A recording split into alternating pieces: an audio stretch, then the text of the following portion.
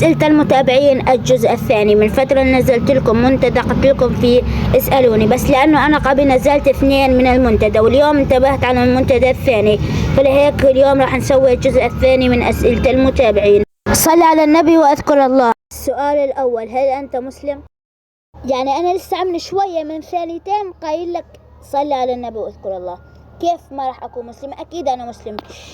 لا، أنا حيجيلي جلطة بقى. هل أنت تحب كريستيانو رونالدو؟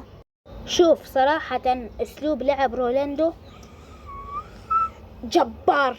كم عمرك؟ عمري 14 سنة. من أي دولة؟ أنا من سوريا. وليش أخلي مدة الفيديو طويل دقيقة أو دقيقتين؟ والله ما بعرف.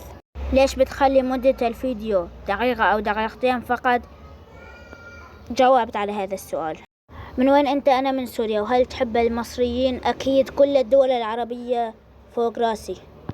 ما هو حلمك؟ شوف، إذا قصدك على اليوتيوب فحاليا حلمي إني أوصل لل100,000 ولل1,000,000 ول10 مليون إن شاء الله.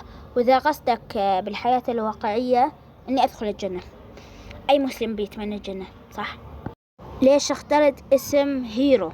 لا، هاي خليها لفيديو الجاي أو اللي بعد الجاي، راح أحكي فيه قصتي كيف بلشت يوتيوب وليش بلشت يوتيوب وليش اخترت اسم هيرو وكل شيء. ليش اعتزلت؟